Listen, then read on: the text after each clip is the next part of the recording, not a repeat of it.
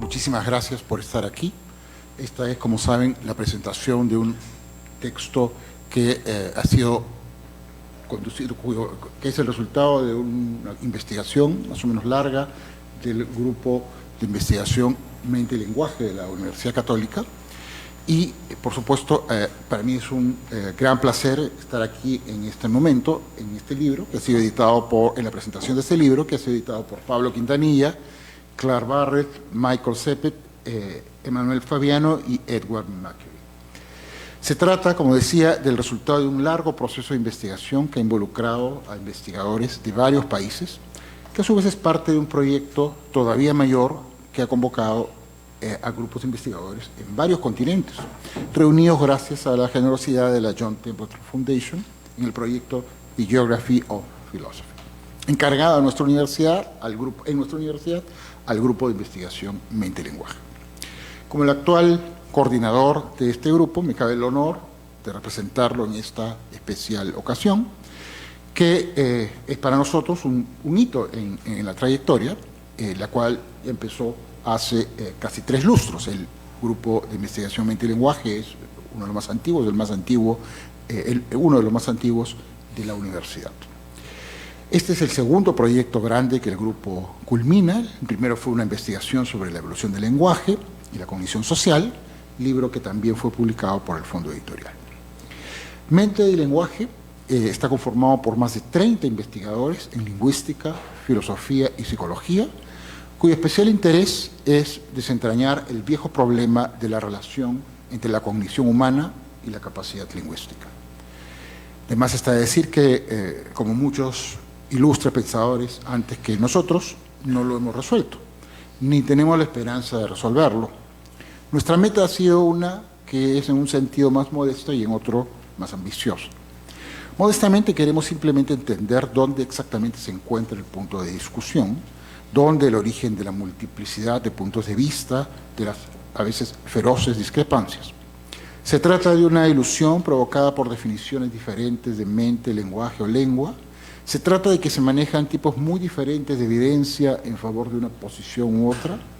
Estamos de acuerdo en que queremos decir lo mismo cuando estamos en desacuerdo. Estas son las preguntas que han estado en el centro de nuestras discusiones, presentes siempre en cada reunión, en cada proyecto.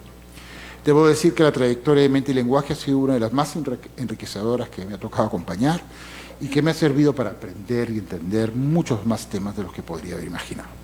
Pero en este libro, Mente y Lenguaje, da un paso más allá con 2 nuevas vías. En primer lugar, el trabajo intensamente empírico que ha involucrado recojo de datos y trabajo de campo en comunidades amazónicas y andinas. En segundo lugar, la apertura a la colaboración externa, pues forman parte de este volumen investigadores peruanos y extranjeros que no necesariamente son parte regular del grupo. Nos enorgullece haberlos podido convocar y tenerlos ahora en este volumen. Con esta nueva publicación, Mente y Lenguaje quiere contribuir al debate acerca de la relación entre las lenguas y la cognición humana. El hecho de que esos trabajos tengan como objeto de estudio común a las lenguas peruanas y a la diversidad cultural en nuestro país hace más valioso este esfuerzo, no solo porque nos acerca mejor a un aspecto crucial del Perú y de las comunidades peruanas, sino que además satisface una enorme demanda, al ser un tipo de investigación bastante novedoso en nuestro país, acerca de temas que despiertan un enorme interés y preocupación. Como evidencia de esto último, tengo entendido que la primera tirada, la primera impresión está casi agotada y que ya se piensa en una segunda reimpresión. Ese es el día de la presentación y el libro llega ya se hizo la segunda impresión. Recién estaba presentando el libro y ya se ha agotado una y una segunda impresión. Entonces, el libro, efectivamente, esto sin duda es muestra de que el interés por esos temas es abundante y estoy seguro que abrirá otras vías de investigación para otras personas y serán pues bienvenidos ideas y cursos de investigación adicionales. Deseo finalmente dar las gracias a todos los que han hecho posible este proyecto, muy en especial a Pablo Quintanilla, que ha sido el líder del proyecto aquí en el Perú, y felicitar efusivamente a todos y todas quienes han participado en él. El fruto de esta investigación no solo abre un nuevo camino de indagaciones sobre la mente humana y el lenguaje, sino también sobre la realidad peruana y sus diversas comunidades. Para continuar, voy a presentarles a el siguiente orador, que es Pablo Quintanilla, justamente. Él es PhD en Filosofía por la Universidad de Virginia y Máster en Filosofía por la Universidad de Londres, King's College. Se especializa en Filosofía del lenguaje y de la mente, Epistemología y Teoría de la acción. Es autor de La comprensión del otro, Explicación, comprensión e interpretación, entre otros libros, y de varios artículos especializados en revistas académicas. Ha sido el fundador, el coordinador fundador de Mente y Lenguaje, y actualmente es profesor principal de filosofía en la PUC. Con ustedes, por favor, Pablo Quintanilla.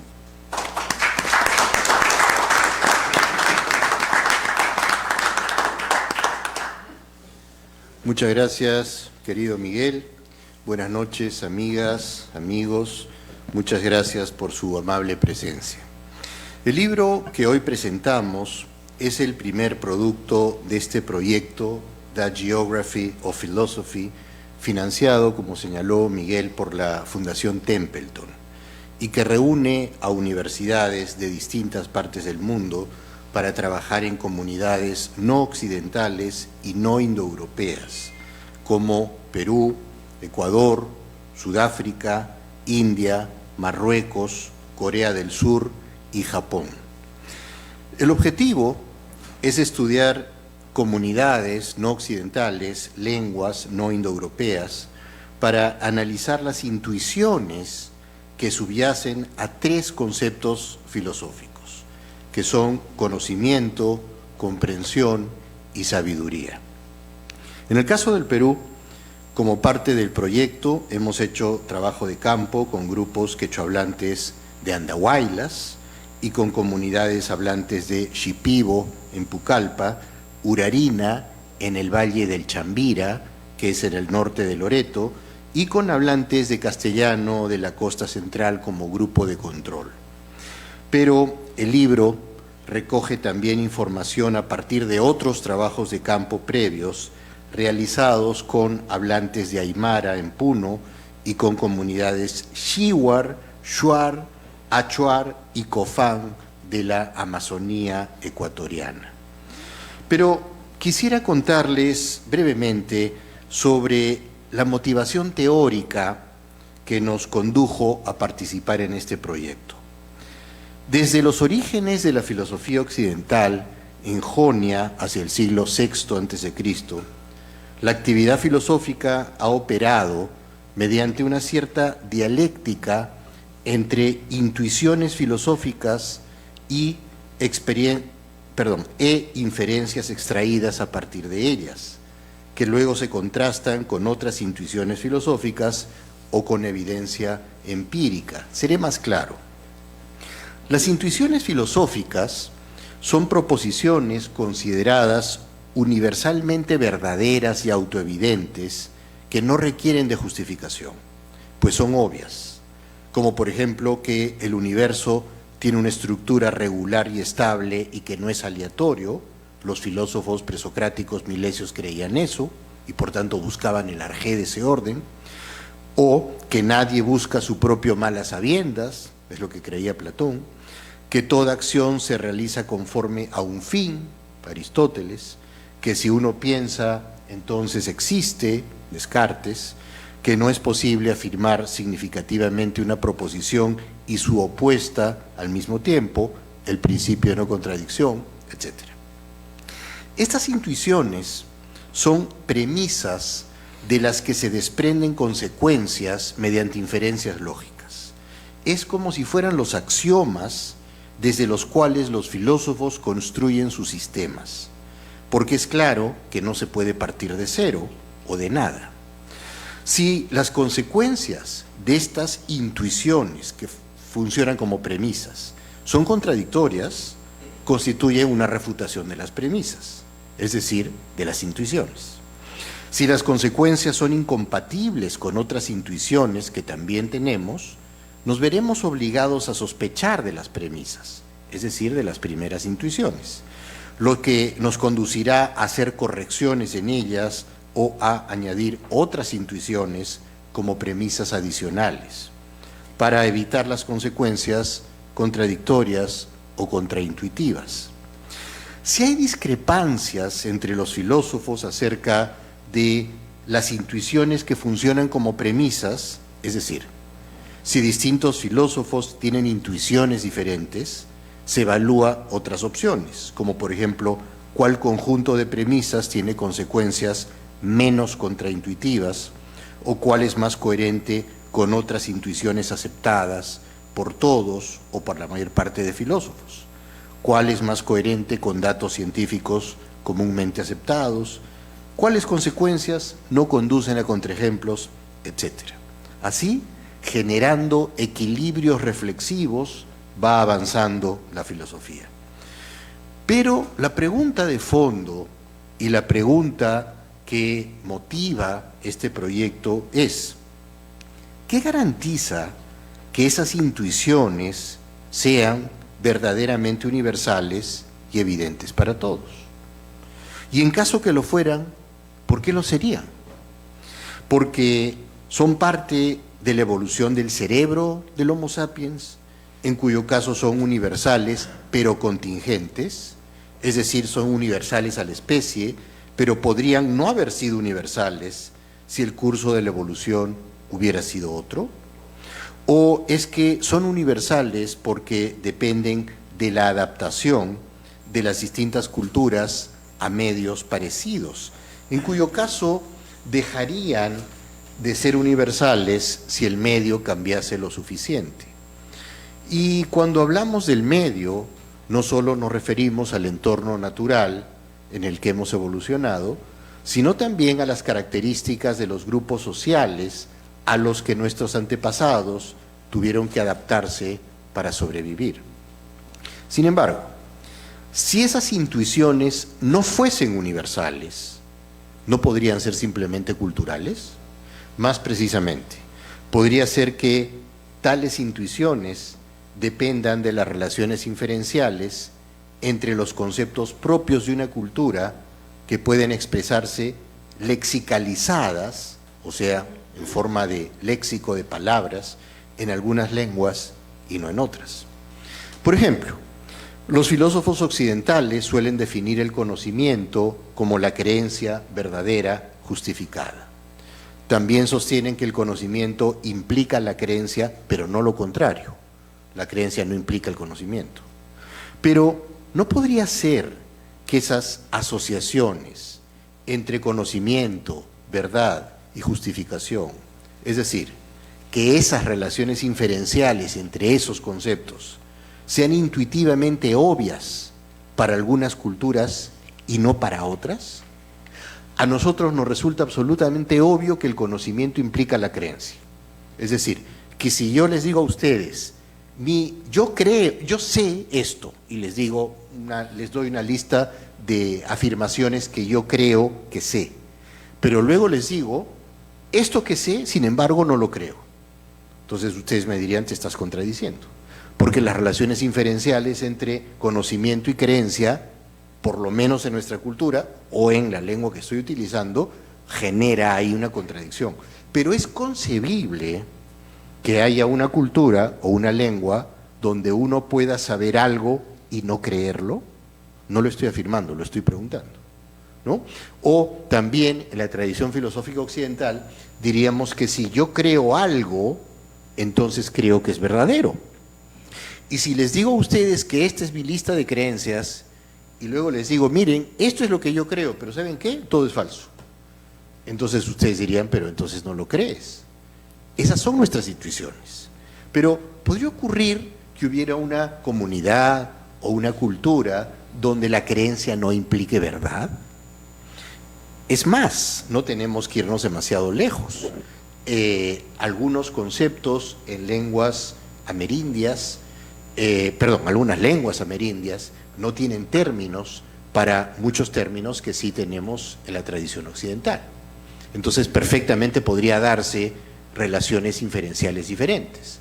Por ejemplo, si para la tradición occidental el conocimiento es la creencia verdadera justificada, es concebible que haya alguna comunidad en la que el conocimiento sea simplemente la afirmación de una autoridad divina, y punto, independientemente de que haya un concepto de verdad o que haya un concepto de justificación. Entonces, la pregunta de fondo es si no será un prejuicio universalista y etnocéntrico, eurocéntrico, suponer que las intuiciones epistémicas occidentales son universales. Además, en los casos en que haya intuiciones compartidas en las diversas comunidades de filósofos occidentales. De hecho, cuando Aristóteles, en el primer libro de la Ética Nicomaquea, empieza diciendo toda acción se realiza conforme a un fin, no está pensando en las acciones realizadas por los atenienses, está pensando en las acciones realizadas por cualquier ser humano. Y cuando Platón dice que nadie hace el mal a sabiendas, no se está refiriendo a sus amigos de la academia, se está refiriendo a cualquier ser humano, ¿no? Y cuando Kant, en la Crítica de la Razón Pura, hace una elaboración de la dialéctica trascendental y la analítica trascendental, no está hablando siquiera de los europeos del siglo XVIII, ni siquiera del Homo sapiens, está hablando de todo ser racional. Entonces, la gran pregunta, como dije hace un instante, es si estas intuiciones son universales, si de ser universales, ¿por qué son universales? Y si de no ser universales, no son sino una universalización etnocéntrica de intuiciones que son culturales. Ahora, ¿qué pasaría si se tratara, en efecto, de intuiciones universales? ¿Eso probaría que son verdaderas? No. Es, por ejemplo, una intuición universal que la línea más corta entre dos puntos es la línea recta. Pero eso vale solo para espacios planos. Y dado que el espacio-tiempo es curvo, no es una afirmación verdadera. Aunque sí una que nos ha permitido sobrevivir en un entorno en el que la curvatura es tan pequeña que es irrelevante para todo fin práctico. La cuestión nuevamente entonces es si algunas o todas de las intuiciones de las que parte la filosofía occidental son propias únicamente de esa cultura y si la filosofía ha universalizado esas intuiciones sin mayor justificación a todas las culturas del planeta. Más aún, podría ser que el tomar esas intuiciones como evidentes y asumir que la filosofía de los distintos pueblos del mundo tiene que partir de ellas, sea un caso de colonización cultural que clama por descolonización. Así pues, parte del objetivo de nuestro proyecto, plasmado en este primer libro, es explorar empíricamente si algunas intuiciones y conceptos filosóficos fundamentales son universales o son culturales. Otra manera de poner las cosas sería preguntar cuánto hay de universal, si hay algo, y cuánto de cultural en ciertos conceptos filosóficos fundamentales, como los tratados en esta investigación, que son conocimiento, sabiduría y comprensión. Una consecuencia del proyecto es un tipo de descolonización de la filosofía, pero de una manera diferente de las usuales y de forma más específica. Deseamos explorar si los conceptos filosóficos que usamos están marcados por su uso occidental, que podría bloquear las peculiaridades de usos no occidentales. Es posible decir que en gran medida la filosofía griega es una reflexión sobre la estructura conceptual de la lengua griega, así como la latina lo hace con el latín, la alemana con el alemán y actualmente en la anglosajona con el inglés. Todas esas lenguas son indoeuropeas, así que no son notorias las diferencias que se pueden dar. Pero, ¿qué pasaría si tomáramos en consideración lenguas no indoeuropeas que tienen características semánticas y morfosintácticas muy distintas, como las lenguas amerindias? Sería absurdo, además imposible, rechazar la tradición occidental para abrazar solo las indígenas.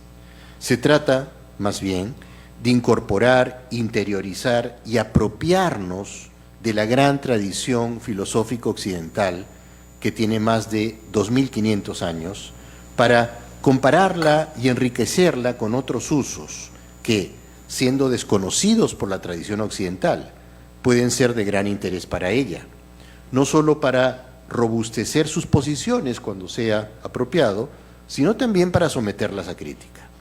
En particular, para someter a crítica estos dos elementos que han sido consustanciales al nacimiento de la filosofía griega, el universalismo y el etnocentrismo, dos rasgos presentes en el nacimiento de la filosofía occidental. Usaré un ejemplo y ya voy terminando. La palabra conocimiento puede traducirse al quechua, aunque difícilmente y con distintas connotaciones, como cualquier otra traducción, por palabras como yachay, rixi, musyay y uyari. Mientras que el concepto de conocimiento occidental suele asociarse con la capacidad para representar correctamente una realidad exterior a la mente, o sea, para representar la realidad, volver a presentar la realidad. La realidad se nos presenta a los sentidos y luego nosotros la representamos mentalmente. El conocimiento radica en la representación, no en la presentación. Entonces, esa es la concepción usual de conocimiento en la tradición occidental. Y por tanto, una afirmación es verdadera si refleja esa representación que, siendo verdadera, está bien justificada. El primero de los términos quechuas mencionado, yachay, alude a otra cosa.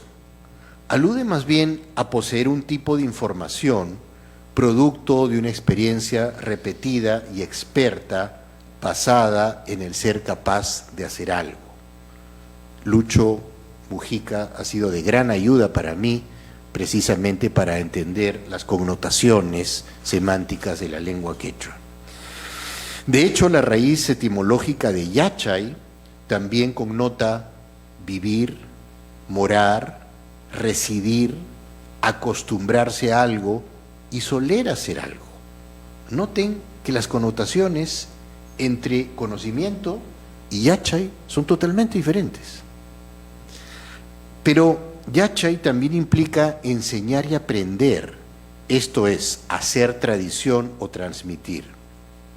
El vocabulario de quechua anónimo de 1603 define yachani como faber, entender, morar, habitar, tener querencia en algún lugar, estar habituado a alguna cosa.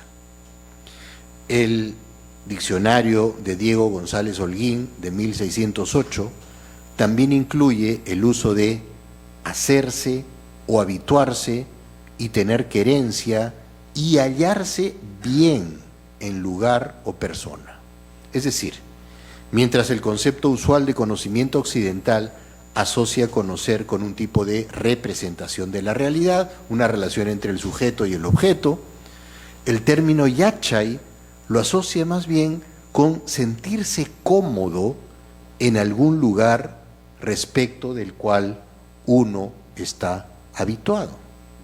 Así, mientras en la filosofía occidental el conocimiento se asocia a la posibilidad de ver con claridad un objeto, en quechua se subraya el poder hacer algo de manera habitual y sintiéndose cómodo en ello. En el mundo occidental, en la mayor parte de lenguas indoeuropeas, los conceptos de conocimiento y verdad están asociadas a metáforas de visión.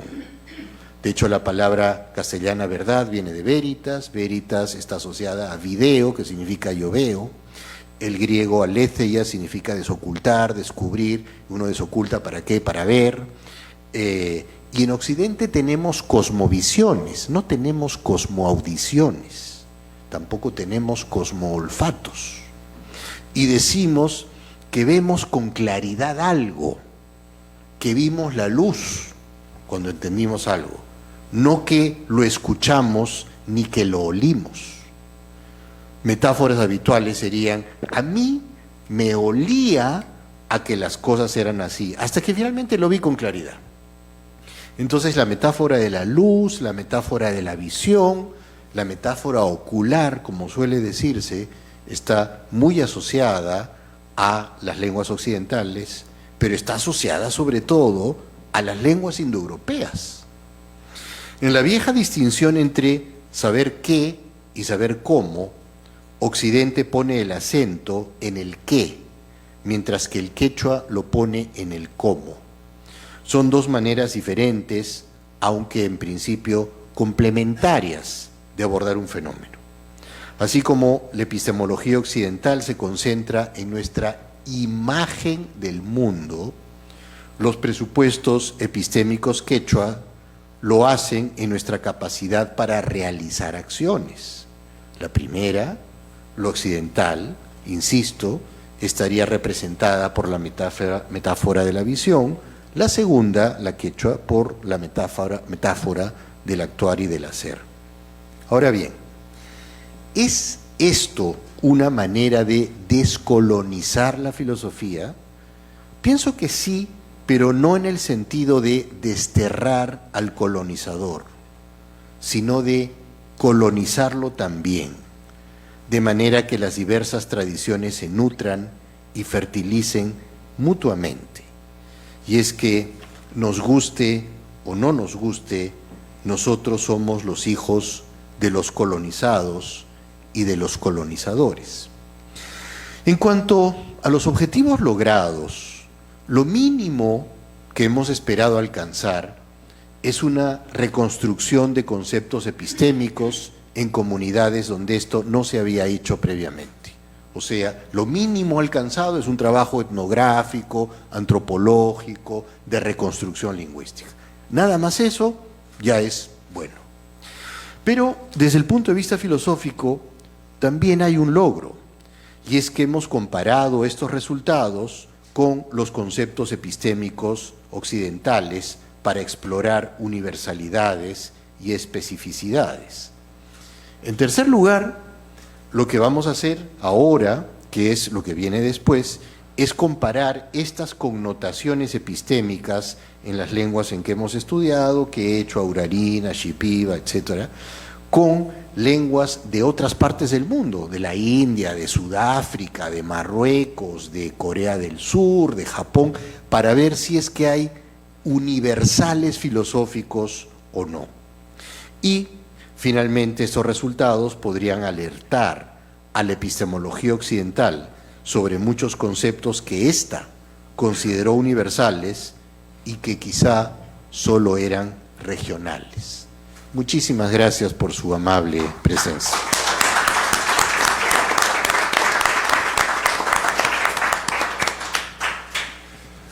Muchísimas gracias, Pablo, por la presentación. Vamos ahora a darle la palabra a Víctor Massi. Víctor Massi es doctor en educación por la Universidad Nacional de Educación, con las especialidades de filosofía e historia. Entre otros libros, es autor de Presentación de Juan Yumpa, un filósofo inca en el siglo XVII, y de Incas y filósofos, posturas, teorías, estudio de fuentes y reinterpretación. Actualmente es profesor principal de filosofía en la Universidad Nacional de Educación. Víctor Massi.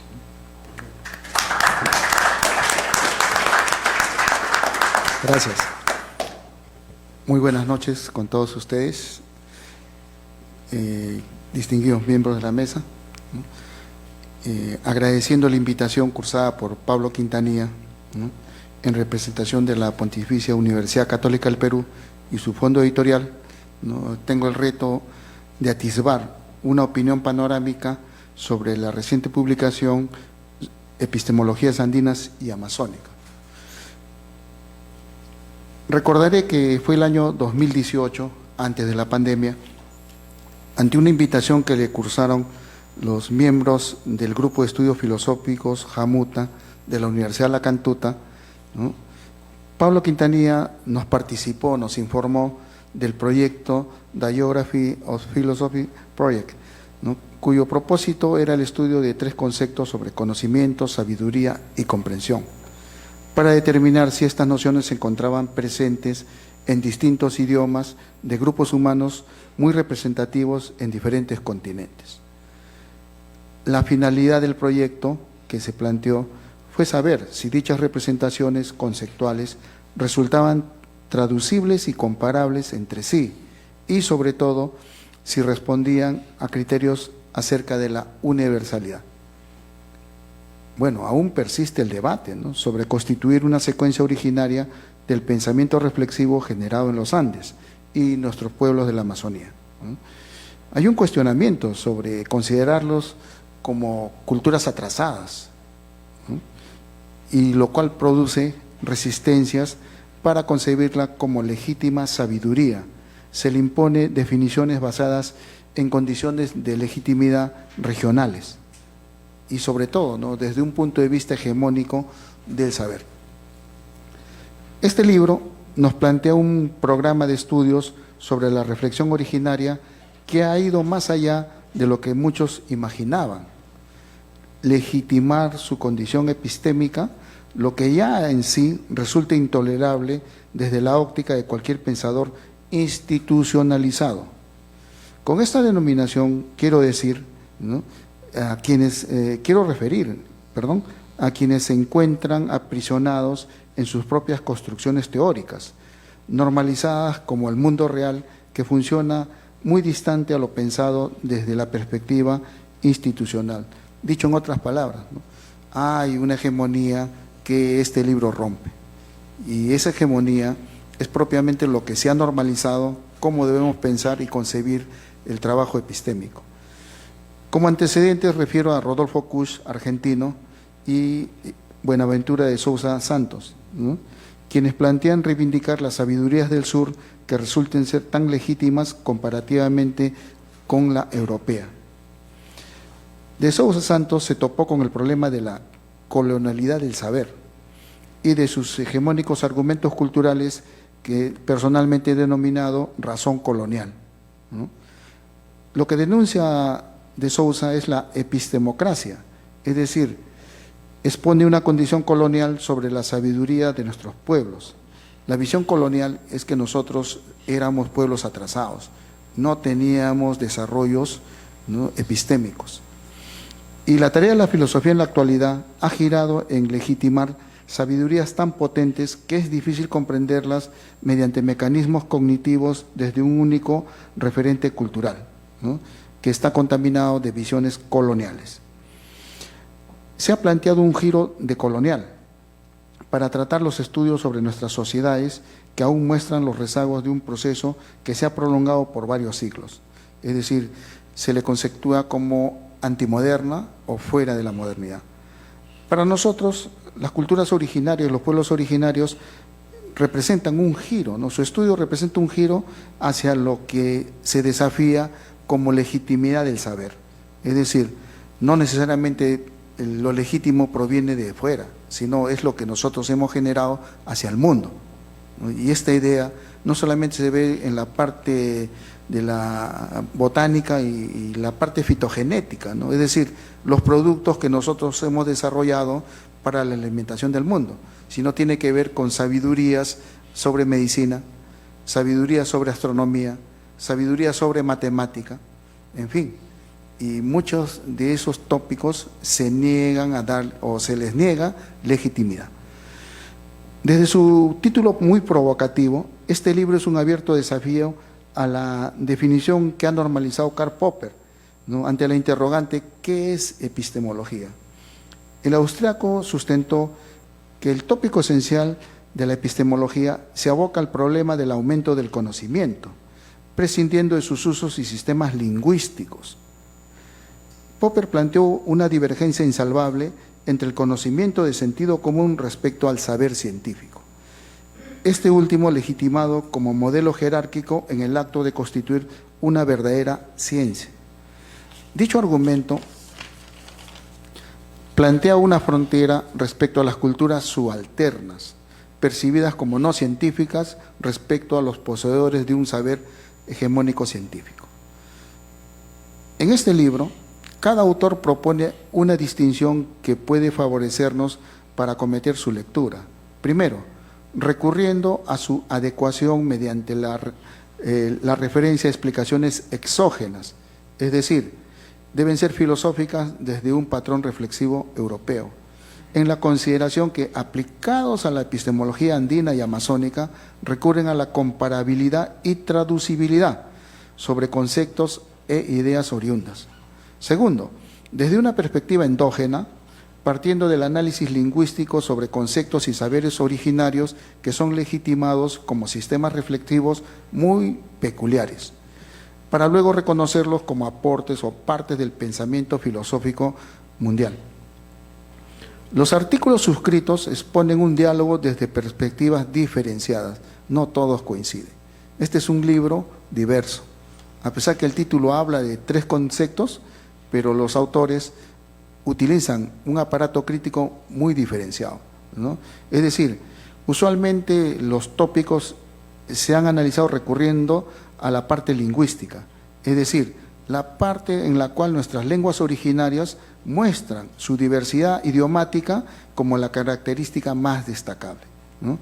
Y nos ofrecen esquemas y modelos para el análisis semántico de estos 3 conceptos originarios: conocimiento, Rixi, Musyay; sabiduría, Yachay; comprensión, Hamuta, ¿no?, hurgando sus etimologías a partir del lexicón y la gramática publicados en 1560 por Domingo de Santo Tomás y los subsiguientes vocabularios de Runasimi que parten de este primer texto, ¿no? Entonces, también tenemos de 1612 el vocabulario aymara, ¿no?, pero no tenemos otras lenguas como el puquina o lenguas que han desaparecido, ¿no? Entonces, hay un reto para comprender la evolución idiomática originaria hacia la actualidad. En el texto se muestran 2 perspectivas del análisis lingüístico sobre la estructura del habla originaria. Nos preguntamos, ¿se pueden reconstruir las nociones originarias desde un solo contexto de oralidad? Aquí la pregunta aborda la condición sobre la oralidad como un sistema comunicativo prevalente a la cual se le ha asignado solo una forma de comunicación respecto a otros sistemas comunicativos como los quipus, los tocapus, ¿no?, y la misma apropiación de la letra europea para comunicar ideas y reflexiones oriundas. La estructura gramatical de la conformación de palabras requiere establecer las partículas que indican determinada nominación del referente descriptivo y cognitivo. Como sabemos, esto se muestra al abordar sobre las partículas evidenciales mi y testimonial, sobre todo el conocimiento testimonial, y la partícula si, conocimiento indirecto, ¿no?, que muestran los contextos de referencia en el hablante de Runasimi. Si bien se plantean dudas sobre dichas partículas evidenciales, sin embargo, muestran ambas una condición cognitiva, que es necesario establecer un contexto para que esos referentes que utiliza el hablante de lengua originaria pueda ser comprendido por los demás. En el libro se encuentran implícitos debates sobre la constitución de la morfología y la ruta semántica de todos los contenidos comunicativos que hay en el habla originaria. Baste con referir que los estudios sobre Yachay y Hamutai presentan una aglutinación de conceptos y definiciones tanto coloniales como actuales, para comprender una condición legítima dentro de lo que se ha denominado otras epistemologías.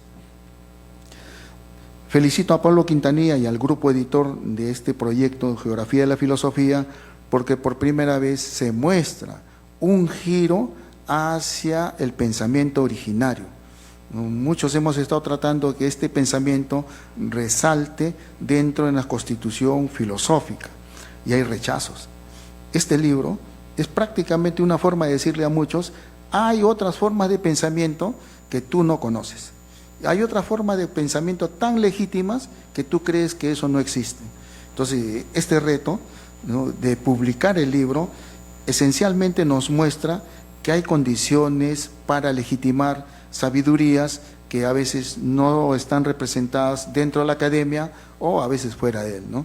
Mi agradecimiento por el texto y sobre todo, ¿no?, que esto ayude mucho a reflexionar quiénes somos y a dónde vamos. Muchísimas gracias.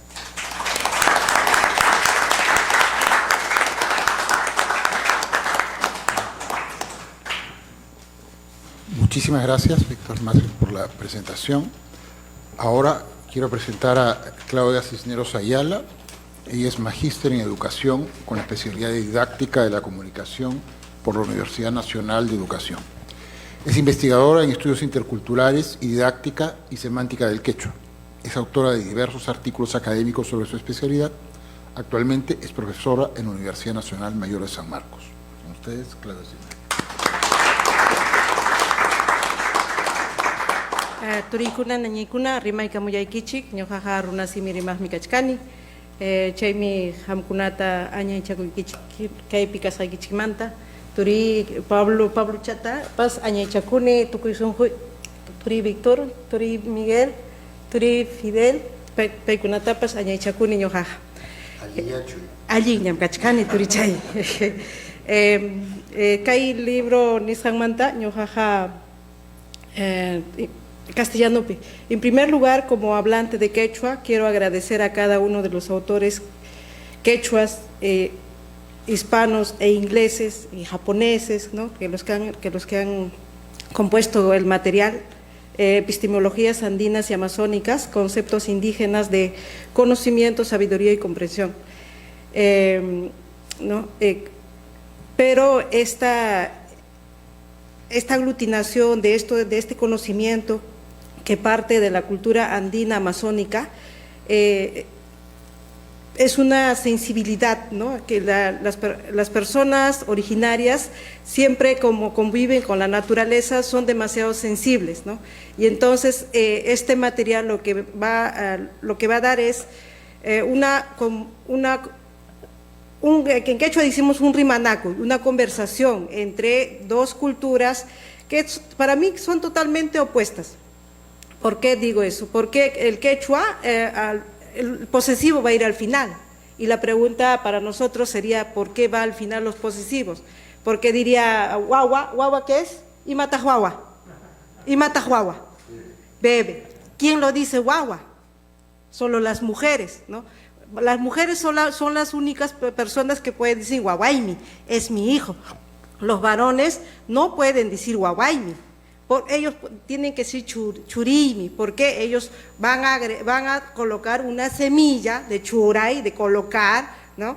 Y entonces ellos van a decir, he puesto una semilla, por eso voy a decir churi. En cambio, la mujer va a decir guaguaimi, ¿no? Porque va a llevar durante 9 meses, ¿no? La semilla, ¿no? Que a partir de dos gérmenes van a multiplicar las células en sí. Y entonces son totalmente pensamientos totalmente distintos, que ahora con este libro va a dialogar. Y todavía, en algunas partes, todavía hay encuentros y desencuentros todavía, ¿no es cierto? Entonces, les preguntaba, ¿por qué nosotros decimos guaguay y no Y para adelante primero y después guagua después? Primero, para un poco pensando, siempre decía, ¿no? Pero ¿por qué nosotros decimos guaguaymi o bebe mi, ¿no? Traducido al castellano diríamos bebe mi. Pero ustedes dirían, así no se habla. ¿Cómo van a hablar? Estos cholitos tendrían que hablar así, pues, ¿no? Y entonces, pero la lógica es que las mujeres primero tienen que tener guagua para decir mi hijo, o primero tienen que tener una posición de un elemento para decir que tengo algo. Los que tienen casa, tienen su casa con título de propiedad. Con su título de propiedad pueden decir mi casa, pero antes de eso podrían decir, no, podrían decir la casa donde yo vivo, pero no pueden decir mi casa, porque no le corresponde. Igual, las manzanas están en el mercado. La señora que vende la manzana debe ser la dueña de la manzana. Pero una vez que yo intercambie con unas cuantas monedas, y ahí sí, ya lo tengo la bolsa, el kilo de manzana, ¿no? Ahí va a ser mi manzana. Entonces, tengo que tener el objeto en sí. Y entonces, por eso son pensamientos totalmente opuestos. Y entonces, y nosotros los quechuahablantes, ¿no? O las personas que, manejamos lo que es la cultura andina, ¿no? Traducimos del último al principio, pero pues justamente por eso, porque primero tengo que tener eso. No es porque... el ser, ¿no? Que es el estudio de la epistemología, ¿no? ¿Qué es el ser? En quechua nosotros decimos kai o kaj, yaku kaj, el kaj. Eso es el agua, ¿no? Primero tiene que haber el agua para luego yo tomar upiachkani, ¿no? Ahí el kachkan está, ¿no? Kaipi kachkan, aquí está, el kachkan es el estar. En relación a la epistemología del quechua, el kachkan, ¿qué significa? El estar. El estar implica que alguien tiene que existir para estar en algún lugar. Algo tiene que existir para estar en algún lugar, ¿no? Ahorita nosotros, nuestro kachkai, ¿cuál es? Nosotros, lo que estamos aquí, somos el kai, lo que existimos. O kachka, los elementos que existen. Mire, el agua está aquí, ¿no? Lo puedo mover aquí, pero ya no está. Entonces, el movimiento que se genera del ser es el kachkai, es el estar en algún lugar. Y cada uno de nosotros vamos a estar aquí hasta que termine el evento. Después nos vamos afuera a tomar vino. Entonces, nuestra estadía ya va a estar afuera, ¿no es cierto? Ese es el estar, ¿no? Entonces tuve que enseñar quechua para entender eso, porque antes de que yo enseñara el quechua no entendía eso. Entonces, relacionando ya con el libro, ¿no? El término, en quechua nosotros siempre nos dicen, y cuando he leído el libro también, ahí en Ecuador, ¿no? A ellos también les enseñan de la misma manera. A mí me decían, contextualizando, es decir, no comas dulce a partir de las 4 de la tarde si no te estás comiendo los huesos de tu abuelo. Y ustedes dirán, pues, ¿cómo me voy a comer los huesos de mi abuelo? Pues no. Entonces son elementos que a nosotros nos van formando, pero eso, si nosotros lo analizamos, ese pensamiento, ese dicho, en el fondo te está diciendo, no comas dulce después de las 4 de la tarde, porque allá en la sierra, como no había luz antes, dormíamos a las 6 y 7 de la noche. Entonces tú comas dulce a las 5, a las 6 de la tarde, entonces se van a incrustar en tus huesos, o sea, te va a producir osteoporosis, en el fondo te están diciendo eso, ¿no? Entonces los elementos o las cosas que a nosotros nos cuentan, tienen lógica, lo que pasa es que hay que interpretar todavía. Esto, una forma de introducción, y estaba agradeciendo, me quedé ahí, ¿no? Decía, bueno, es una forma de el libro es una forma de conversación que los autores de diferentes idiomas han compuesto. Son 17 autores y 500 páginas, ¿no? Y entonces dentro de ello, el doctor Masi, el profesor Quintanilla, el doctor Mujica, ¿no? Odi González, también Luis Andrade, ellos van a tratar sobre el término yachay, ¿no? El yachay significa para mí yachachkanchi, ¿no? Ahorita lo que ustedes me están escuchando, algunas cosas que acabo de decir, ese es el proceso de yachay para nosotros, ¿no? Es lo que yo voy a aprender. De repente, cuando saludé, eso es Rixinacui, ¿no? Entonces, eso implica el proceso del yachay. Y para poder determinar que ese es un proceso del conocer, nuestros maestros lo que han hecho en el libro es valerse de los materiales o los textos del siglo XVI y XVII, ¿no? Buscarla y después indagar cuál es la raíz y cuáles son los sufijos. Si cambias los sufijos, ¿qué cosa va a significar, ¿no? El chi, para mí, es un sufijo abstracto para cosas abstractas. El chi significa hacer, mandar a hacer a otra persona. Entonces, para nosotros, como dice Odi González, el sufijo tiene semántica. El sufijo es el que en realidad te va a decir, la base va a ser una idea. La base va a ser una idea. Entonces, nuestros maestros lo que han hecho es eso, ¿no? Han cogido la base del diccionario y los han conjugado con los sufijos isja el validador mi, el ipti, el isja del participio de hado oído, ¿no? Y la terminación y los sufijos de actor verbal, las terminaciones ni, in, ni, inki, in, que son los que van a cambiar de persona. En realidad la base no es el que cambia. En nuestra cultura el verbo no es el que va a cambiar, porque la idea, para mí, la idea de verbo es abstracto, y una cosa abstracta no puede cambiar, un pensamiento no puede cambiar. Entonces eso es lo que nosotros, pretende este libro, delucidar cantidad de información que existe, uno a través como le decía, en quechua decimos huillacuy, ¿no? De informaciones, de cuentos, de mitos, de leyendas. Nuestros abuelos nos han hecho llegar aquí, ¿no? Y bueno, los que son de Lima, ustedes tienen afortunadamente el libro Arguera dice Dioses y Hombres de Barochiri, ¿no? El relato del relato de Dioses y Hombres de Barochiri, que está compuesto por 31 capítulos, y esos 31 capítulos dice bastantes cosas. Entonces, eso, ahora, también en el libro habla sobre las semánticas de las partes del cuerpo, ¿no? En este caso, una de las autoras habla sobre la orine.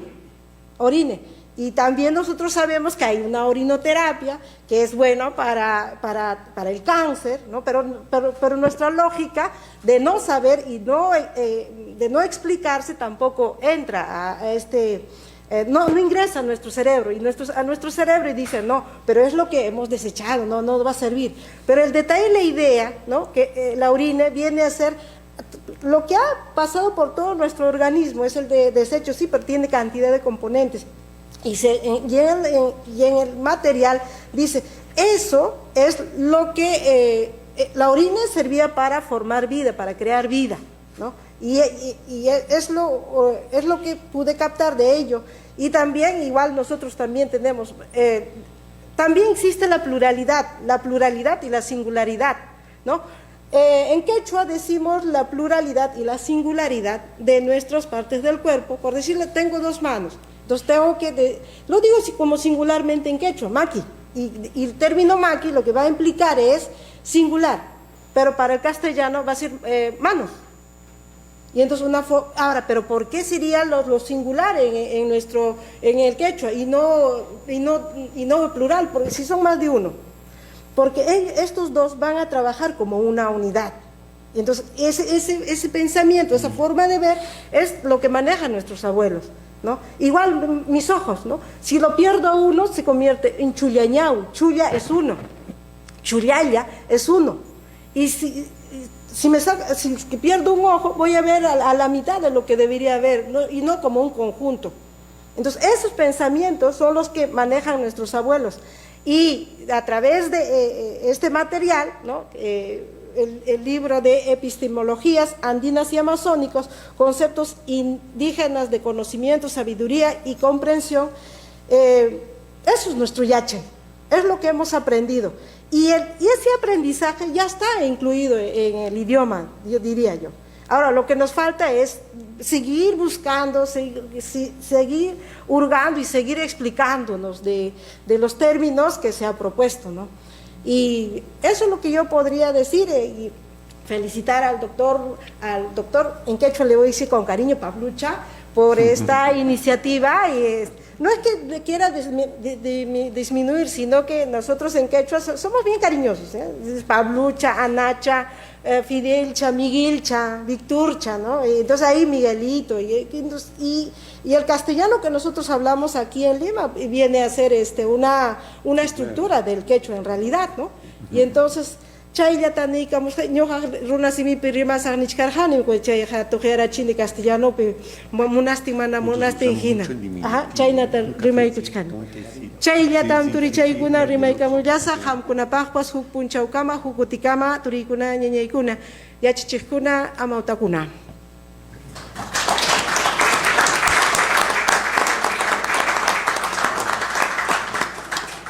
Muchísimas gracias, Claudia. Ahora quiero presentar a Fidel Tubino, Es doctor en filosofía por la Universidad de Lovaina, Bélgica, y autor de múltiples libros y artículos sobre sus áreas de especialidad, que son los estudios interculturales. Entre sus últimos libros destacan la interculturalidad crítica como política de reconocimiento y la interculturalidad en cuestión. Actualmente es profesor principal de filosofía en la PUC y director del posgrado en filosofía.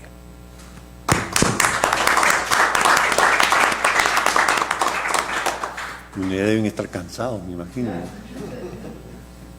Siempre hablar al final no es lo mejor, ¿no? Porque uno ya llega pues con la justa. Pero lo mío va a ser bien pequeñito. De verdad, vamos a ver. Miren, en Las palabras y las cosas, Michel Foucault confiesa al inicio de esta obra que esta obra nació de un cuento de Jorge Luis Borges, en el que él cita una cierta enciclopedia china donde está escrito lo siguiente: los animales se dividen en A, pertenecientes al emperador; B, embalsamados; C, amaestrados; D, lechones; E, sirenas; F, fabulosos; G, perros sueltos; H, los incluidos en esta clasificación; I, que se agitan como locos; J, innumerables; K, dibujados con un pincel finísimo de pelo de camello, ¿no? Y los últimos, que de lejos parecen moscas. Lo que se muestra, digamos, ¿por qué Foucault coloca este texto de Borges al comienzo de su obra? Porque lo que se muestra de golpe en esta asombrosa taxonomía es, antes que un misterioso ordenamiento de otra forma de pensar y ver el mundo, es primero el límite de nuestra forma de pensar y de ver el mundo, y segundo, la imposibilidad de pensar esto, de poder llegar a saber desde nuestras taxonomías qué tabla de criterios subyace y hace posible esta extraña taxonomía. En el libro hay un estudio sobre el pueblo cacataibo, ¿no? Pilar Valenzuela y Roberto Seriquey lo han planteado. El pueblo cacataibo consigna aproximadamente 1.300 nombres de animales y plantas, ¿no? Que se agrupan en una compleja taxonomía de clasificación de la naturaleza. Así, por ejemplo, los animales se dividen entre Ñuma e Izá.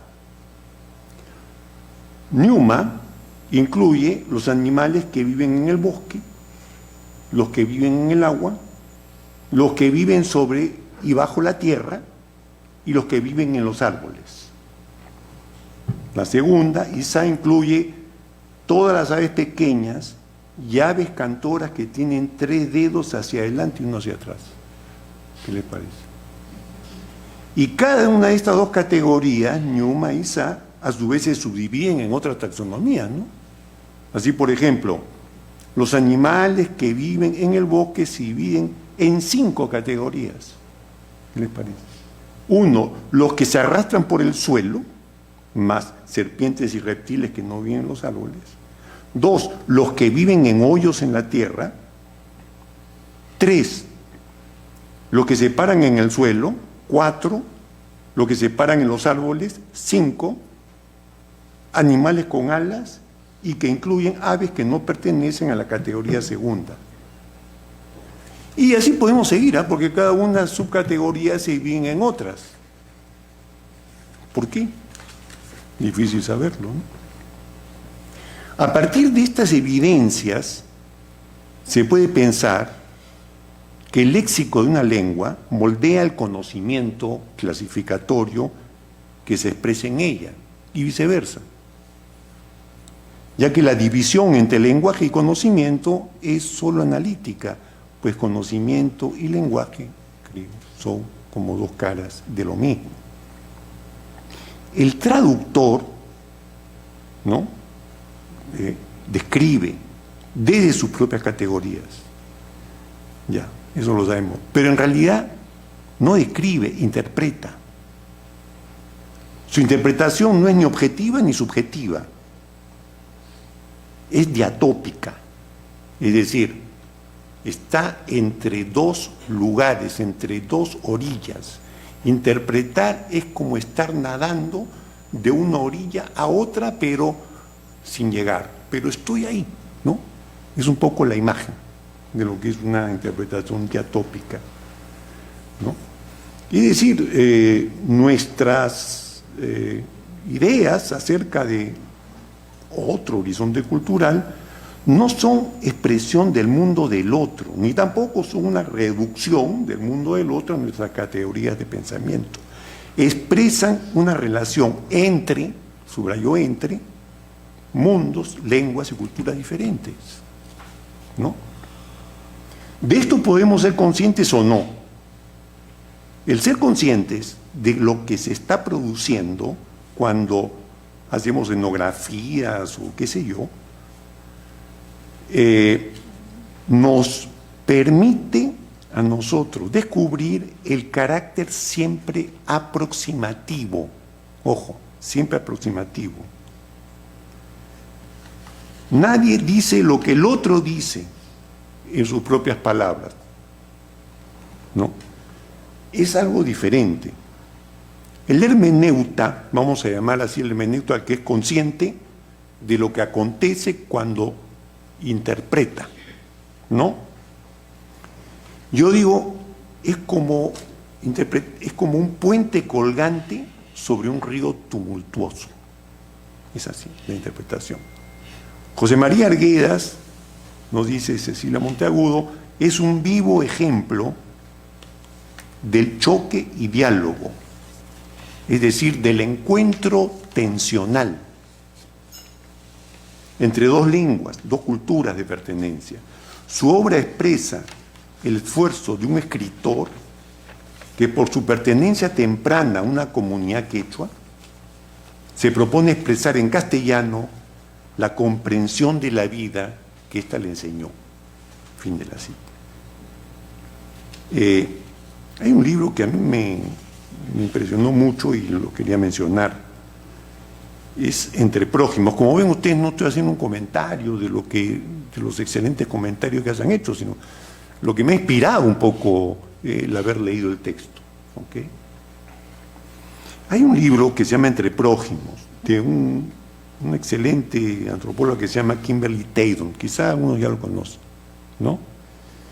Que lo interesante es que este libro es resultado de un prolongado trabajo, vamos a llamar nosotros de campo, ¿no?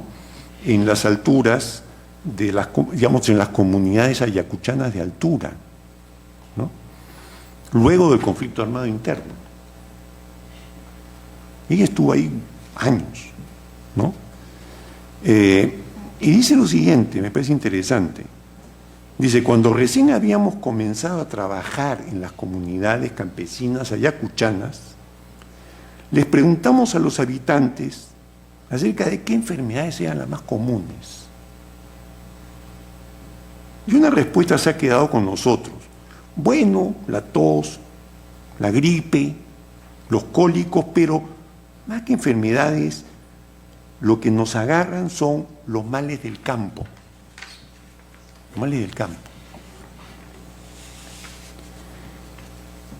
Tal como ha sugerido Carlos Alberto Seguín, ¿no? Muchas enfermedades del campo tienen un aspecto etno-religioso.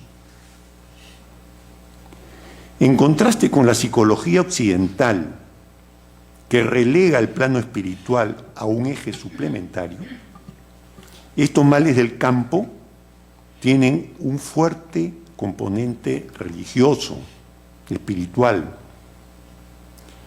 De hecho, la idea de separar las esferas de la experiencia en categorías impermeables, cuerpo, mente, natural, sobrenatural, sagrado, profano, politeísta, moniteísta, siempre dualidad, etcétera, son impedimentos para entender el mundo semántico en el que, en este caso, comuneros y comuneras se enferman y se curan, es decir, el mundo en el que viven, ¿no? Así, por ejemplo, los yaquis son sentimientos que, y este es un testimonio, son varios testimonios que dicen esto, cuando tienes pena vienen como pensamientos hacia tu corazón. Tu corazón se abre como una olla sin tapa. Tu corazón no puede contener todo esto, todos los yaquis. Estos pensamientos emocionales, dice la autora, borran la distinción entre las facultades intelectuales y las facultades afectivas, dado que el corazón es tanto la sede de las emociones como la sede de los pensamientos, de los recuerdos, etc. ¿No? Yaquiwan Cascani se podría traducir como estoy con pena, pero esto no es así, porque se trata de una pena que llena el cuerpo, una pena que está en el cuerpo. Las emociones, así entendidas, son, y esto lo decía Spinoza también, como modificaciones del cuerpo inseparables de los pensamientos. Las emociones son modificaciones del cuerpo inseparables de los pensamientos. Quisiera terminar formulando una pregunta, que es una pregunta que yo también me estoy haciendo, y es la siguiente, ¿no? Tenemos algo que aprender, ¿no? Cuando hacemos etnografías y epistemologías y hacemos una separación entre conocimientos y sentimientos, ¿no será tal vez que conocemos sintiendo y sentimos conociendo? Etcétera, etcétera. Muchas gracias, eso sería todo.